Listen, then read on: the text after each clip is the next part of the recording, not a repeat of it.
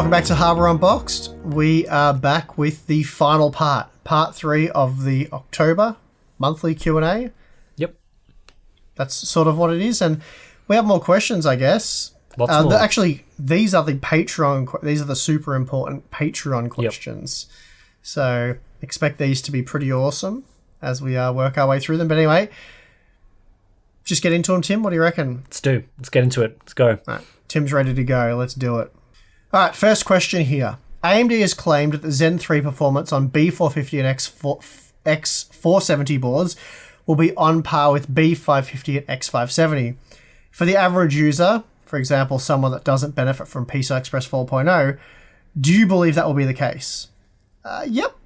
Don't have any reason not to believe. AMD has told me directly that will be the case, and really we just need it to work because realistically these CPUs can work without needing anything else from the motherboard, like as in the chipset. So they've got the SoC built into it. So really it's only going to be the features of the board that impact performance, like the PCI Express support. Yep. So yeah, expect the same sort of Cinebench scores, the same productivity benchmarks, the same gaming benchmarks. Again, they've already told us that memory support's the same, so B450 motherboards can typically run at all the same memory timings and whatnot. Yep. So shouldn't be really any difference there. So yeah, obviously we'll be doing some B450 motherboard testing as soon as we can to at least let you guys know that is definitely the case, but I have no reason to suspect otherwise. Next question for both Chopper Tim and Monitor Lizard Steve. What is your take on the popularity of AIOs in the DIY PC market? Even though they generally represent the most likely point of failure in a system, a bad value to performance, not really that much better performance over the premium air coolers, and the availability of good, affordable, quiet air coolers such as Arctic Scythe coolers, AIOs are still widely popular. It has always confused me that so many first-time or newbie builders opt for this expensive cooling solution when a $30 to $60 air cooler will offer the same experience. My guess is RGB/aesthetic. Thoughts? Well, I can tell you why we prefer to use them in test systems, and maybe that there's some overlap there. But basically, I haven't used a big air cooler in quite some time. I've been using AIOs for ages now. We use them in all our test systems. The reason we use them in the test systems is because they're extremely quick, easy, convenient to remove the cooler, change the CPU, put the cooler back on. Very, very easily done. Very quick and easy. No dramas there. I recently built a system for a friend and I decided to go for a big air cooler because of some of the reasons you're talking about here. More cost effective. Also didn't want him having dramas down the track where it clogged up or stopped working or whatever. Obviously a heatsink and a fan is much, much simpler. So I went to install that and I thought, man, this is why I don't use these things in test systems, because the installation procedure was much more clunky, much more awkward. Of course, for most people, you're doing it once, so not a big deal. But if you're doing a test system where you're doing it multiple times per day, it's a nightmare. But you had to take the cooler out of the package, remove the fans off the cooler using those annoying clips that they have, then install the cooler, getting around it. I forgot to put the 8-pin CPU power connector in. That was a nightmare trying to get that in because I really didn't want to have to remove the cooler because by the time I realized I put the fans on. So a bit of a rookie mistake, but just getting the fans on and all that, kind of annoying. And then if you have to undo something, you got to take all the fans off and then you got to take the cooler out. There's no room to move around it. So just a lot more awkward. And yeah, it doesn't look as nice as a lot of these AIO coolers now that look really cool. You got the RGB things that you talk about, which we don't really care about. It's more the practicality of installing and removing and all that kind of stuff. So I think that's probably mostly it. Also, I guess it seems to be novice builders as well love the idea of liquid. Whenever I have a friend come over that's not that into computers and they're like, what are those pipes for? And I'm like, it's liquid cooled. That blows their mind. I think that's amazing and that must be the world's best computer because it has liquid pipes in it, or tubes. So yeah, I don't know, maybe it's the liquid thing as well that sort of excites newbie builders, but it's sort of everyone that does it as well. I think there's perhaps a bit of misconception, or perhaps, I don't know what you'd really class this as. It's not really a misconception all of the time, but that air coolers are always going to be more noisy than a liquid cooler. So, I think it is true that a lot of liquid coolers are going to be quite quiet, just based on my experience and, just their design and more premium nature. Whereas if you get like a really horrible, nasty air cooler, it could be super loud and hard to work with from that perspective. So I think part of that potentially plays into it as well. Like, if you don't know a lot about coolers, you don't know which ones are the quiet good ones and which ones are the noisy crappy ones, while you probably can tell a bit by price there. If you're just after a simple quiet solution, then the AIO is probably going to be pretty quiet and give you good temperatures. Whereas the air coolers, you have to do a bit of research, and that plays into it a bit. But I think, again, part of it's a misconception, because there are lots of air coolers that can give you a nice, quiet, easy, cool experience too. So I guess that kind of plays into it a bit. But I think that aesthetics is mostly the reason why people would use them. Probably. So, a bit of everything really on that one. All right, next question here. Quick, serious one. Why don't Googly Eyes come as standard feature on modern GPUs besides EVGA models? I'd like to see more Googly Eyes. Yeah, I think it's just too much of a premium feature. So. I think even on AIOs it'd make sense. Put a couple of Googly Eyes on the block. That'd be cool, wouldn't it? You might be onto something, Tim. Next feature, you can give me some royalties when you design that one. It might already be why people prefer AIOs, because they can put the Googly Eyes on it. It just doesn't work as well on the heatsink. Yeah. Hi, Tim.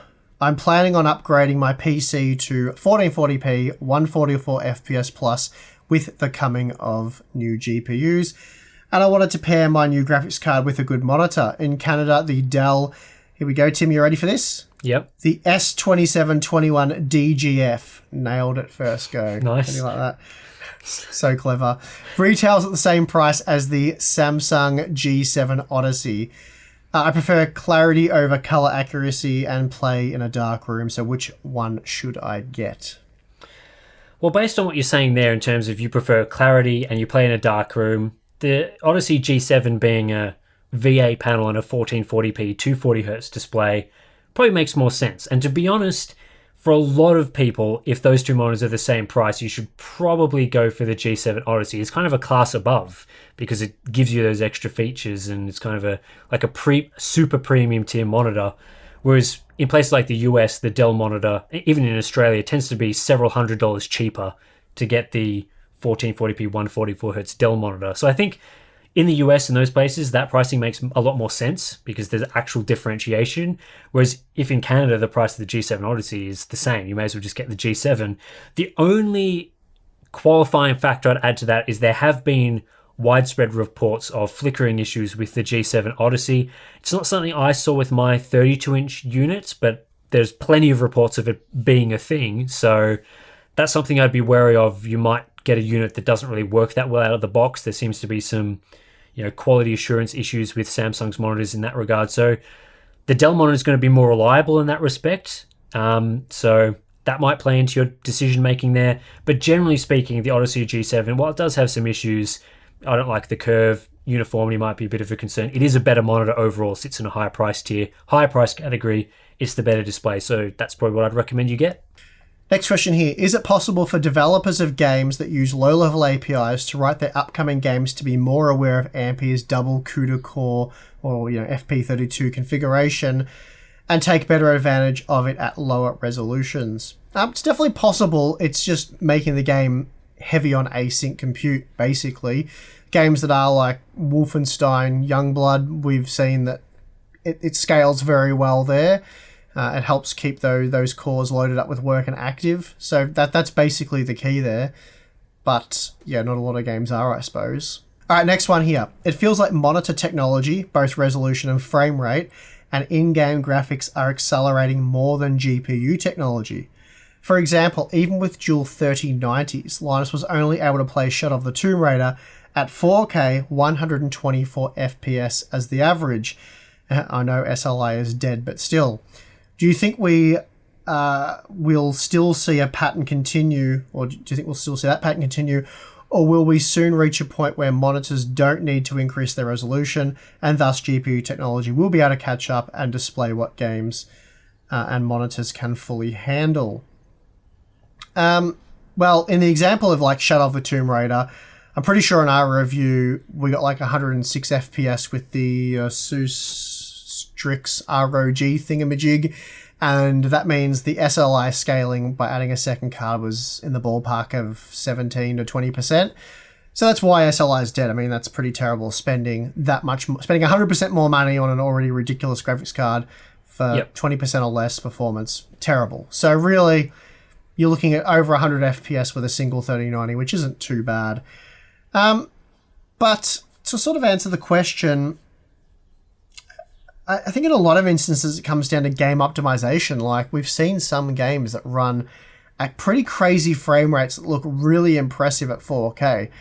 And I think a lot of these games have been optimized for consoles as well, so more of a 30 to 60 FPS experience. What do you think, Tim? I think that plays a lot into it. So while monitors sort of outpacing, they're going well beyond what most GPUs can do and have been for a while. Like 4K monitors, ultra-wides have been available at high refresh rates for ages, and GPUs still are not catching up to being able to do the full capabilities there.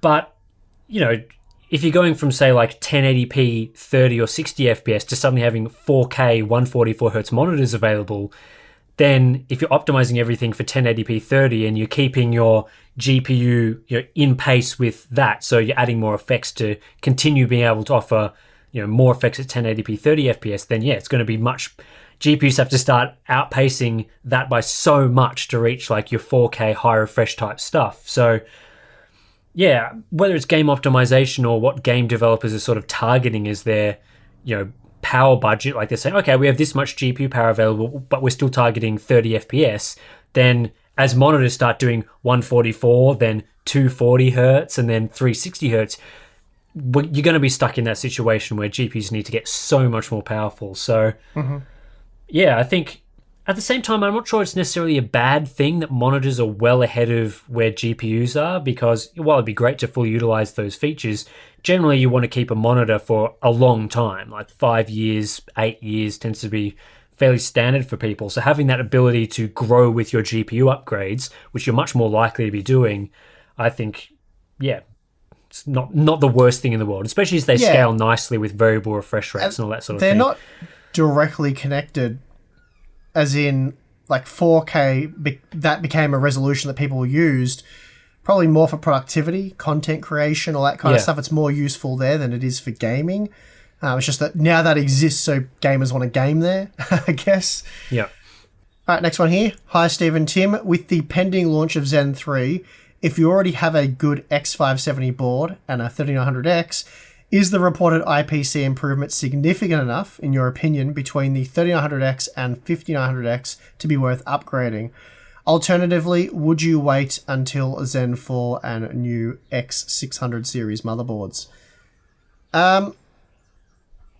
Well, I'm going to assume the gaming angle here because basically it's a bit more of an interesting discussion. But we're sort of talking around a 20% gain, maybe, thereabouts, based on what the IPC improvements. Is it worth it? Well, in terms of CPU gains, that's significant. We haven't seen generational leaps like that in a long time, but then that's just people haven't upgraded their CPU. I think for most of you, the answer is going to be no, it's just not worth the upgrade, because most people that have bought a 3900X that are gaming probably do gaming and a bit of productivity type work or something else, though that is an assumption on my behalf. But you're probably gaming in scenarios where you're predominantly GPU limited and not CPU limited, because if you're playing CSGO at low resolutions with competitive quality settings, or throw in any other game, Rainbow Six Siege, Fortnite, you'd probably already be using an Intel CPU if you were after maximum FPS. That would have been the way to go there for the most part. So I think you're probably going to be GPU limited in games, so you're going to see very small to no performance improvement by upgrading your CPU. And then it's like, are you looking at maybe wanting a 20% performance increase for the same core count? Like, is that worth it? And if it's not, then no. If it is, then you would. I think it's probably that simple. But I think in that situation, the only reason you would upgrade from Zen 2 to Zen 3, really, I'd say, is if you need more cores, or you've changed what you're doing now in terms of gaming performance and you're really after like maximum FPS. Yep. What do you reckon, Tim? Yeah, I agree. I think, like a 3600 to maybe 5800X upgrade, you're getting sort of the benefit of both worlds, the extra cores and the IPC. It is a much more expensive part, so you're kind of jumping quite a bit in terms of pricing tier there. Yep. I think that would make a lot more sense. But yeah, the cross-gen upgrade, like you say, you kind of have to be really CPU limited with your gaming or really think that you need that sort of upgrade. And yeah, I just don't think... For a lot of generations, it doesn't make a lot of sense to upgrade your CPU every single generation. Maybe with GPUs, it makes a bit more sense, but with a lot of CPUs, I tend to find the sweet spot is more like 2 to 3 generations, like coming from like Zen Plus, like a 2600 or even like a 2700X or something like that, and going straight up to, even just an 8-core, like a 5800X would be a pretty significant, substantial, definitely worth it upgrade. But if you're already on that sort of part, you already got a very good CPU for a lot of workloads. Yeah, in most cases, I'd say the answer is probably no to the upgrade, like you've said. Next question here. When deciding to move over to the AM4-based testing platform, was Threadripper ever a consideration? I understand the rationale of the 3950X and that the Threadripper is workstation rather than gaming, but I recall in some of your testing that Threadripper had superior gaming performance in some titles. At the very least, is it worth testing the TRX 40 platform with Ampere and upcoming Big Navi GPUs? The main reason I used the 3950X was because it was closer to the CPU that probably most of the audience are using, which is like Ryzen 5 3600s, Ryzen 7 3700Xs, and Ryzen 9 3900Xs. And it's very similar to those CPUs in terms of performance in most games, as we saw in a recent Ryzen 5 3600 video. So, obviously there was many reasons for why I switched to the AM4 test system, which I've discussed in a video at length now. But Threadripper was never really on the table because it's not a great point of reference for anybody, and the performance is kind of all over the place. Sometimes it's a little bit faster than the 3950X. Sometimes it's a bit slower. So it's a bit less consistent, let's say. But yeah, basically I'm very, very, very glad that I used the 3950X now because I have a huge amount of 3950X data, which is going to be very interesting to compare with the 5950X. I'm looking forward to doing that with a huge amount of GPUs because the reason I switched was because I knew I was probably going to have to switch again anyway. So whether I chose the 10900K or the 3950X, I was going to be changing to Zen 3 anyway, which based on what AMD's released to the public, that looks extremely likely that pretty much all reviewers now, or the vast majority, will move to the 5950X because it just makes sense for many of the reasons that I've discussed previously. So yeah, that's that one really. Had I used Threadripper, it would have just been less interesting for everyone, and the results moving forward would have been less interesting, I think. All right, next question. With the upcoming consoles using RDNA 2, would you reckon that RDNA 2 or even RDNA GPUs themselves would have more optimization for performance currently and over time as more developers use the architecture for PS5 and Xbox Series S and X?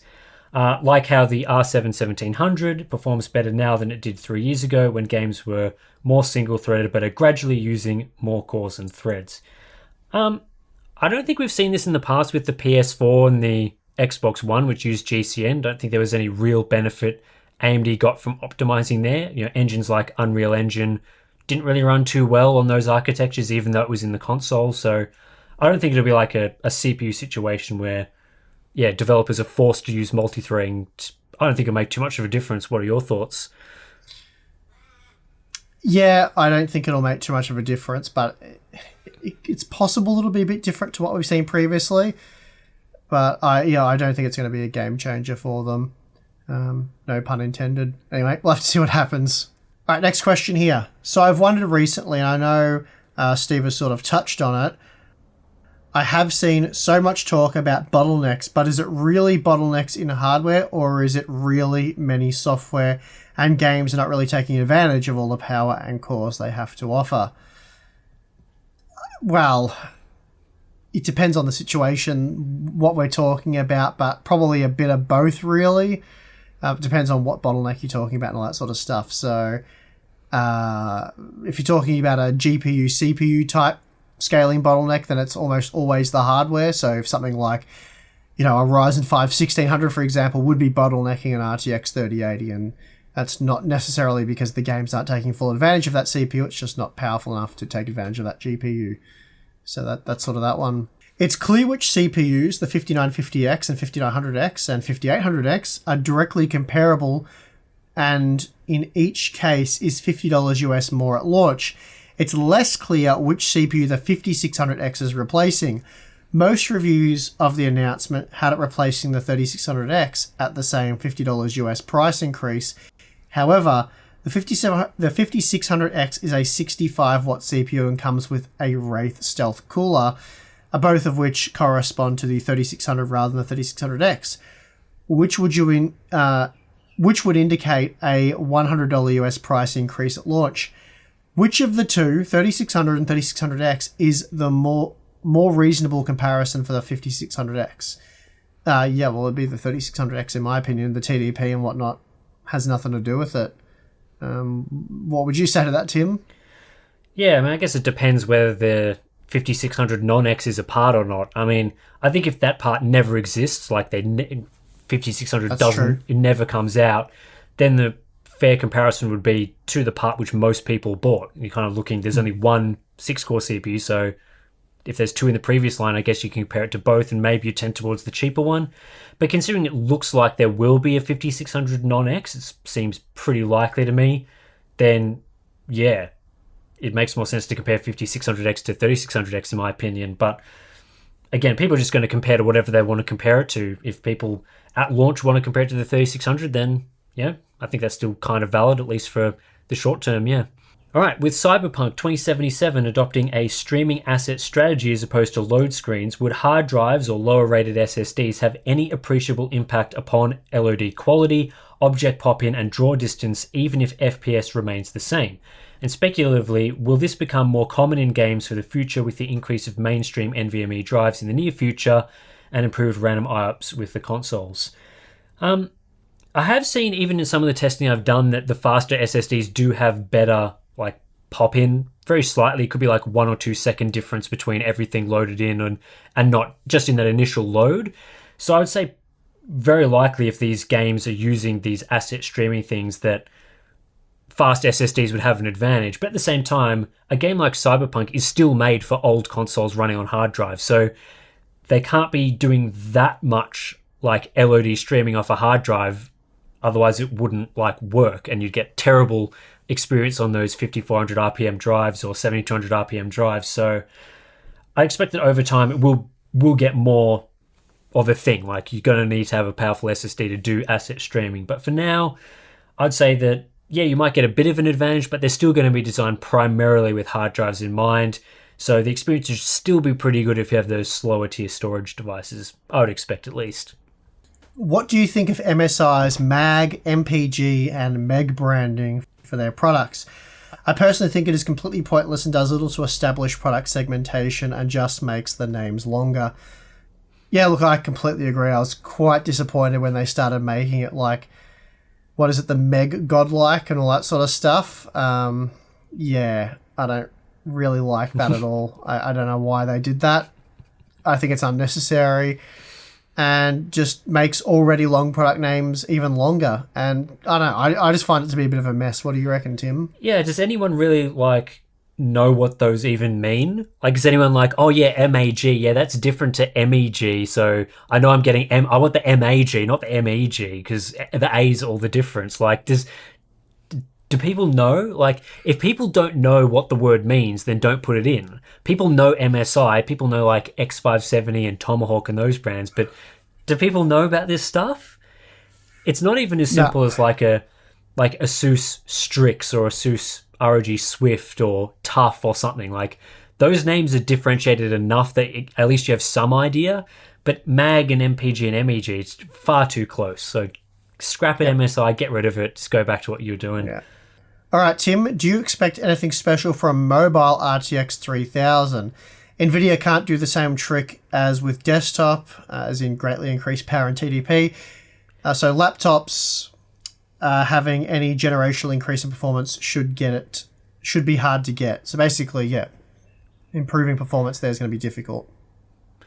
Yeah, I guess it's on a new node, so we're not really 100% sure what the sort of power frequency equation is looking like there. It's possible that in those more laptop voltages and power limits that there will be a performance gain to be had. I'd expect there to be some performance gain to be had from a new node, but we just don't know. It seems like with these cards, they're running right at the top of well above the efficiency curve for that particular node with the desktop cards. So yeah, it's hard to read too much into it. We'll just have to wait and see on that one. But I would expect some gains, but perhaps not as much as if they'd done like a full 7nm shrink or something like that. Final question. So let's get into it. Do we ever believe the 20GB 3080, for example, was ever real? For me, it looks like some leakers wanted to make something up that sounded reasonable. It didn't happen when they said it would, so now they're saying it's been cancelled. The official info we have is some ARBs listing the names. As far as I know, that happened after the rumours started. Sounds more like the AIB wants to cover everything, in my opinion. So, was it ever real? Well, I'm sure that they were probably thinking of doing something like this, but as we were talking about recently in the live show, I don't think using the word cancelled really applies here. It was never announced, so it can't be cancelled. That's just not how it works. I think maybe they never progressed with the development is perhaps maybe the way that you describe it, but I guess we'll never really know. What do you reckon? Oh, we'll definitely never know at this point. I always imagined it would be some sort of like a refresh, like a Super/TI type deal that would be released at least 6 months down the track, 6 to 12 months. So, but anyway, as you say, it was never really a thing, so it can't be cancelled. Okay, that is going to do it for all of the question answering that we have for you this month. So hopefully that was enjoyable, and hopefully there's some other cool videos coming up on the channel very shortly. Yeah, what did you think of that, Tim? Yeah, good Q&A session as always. It's always good to get your feedback, hear what you're wanting to know, and yeah, it's good to get on board and answer some questions. Always have a bit of fun doing it, and definitely. Yeah, I think this part's probably going to go out after some of the releases potentially that we're looking at. So hopefully some of the things that we've been talking about perhaps in the previous Q&As has been answered by some reviews and announcements and that sort of thing. So we'll see how that goes. But yeah, it's been fun times. We'll try and slot it in as soon as we can. Anyway, thank you very much for watching. I'm your host, Steve. I'm your host, Tim. I'll see you again next time.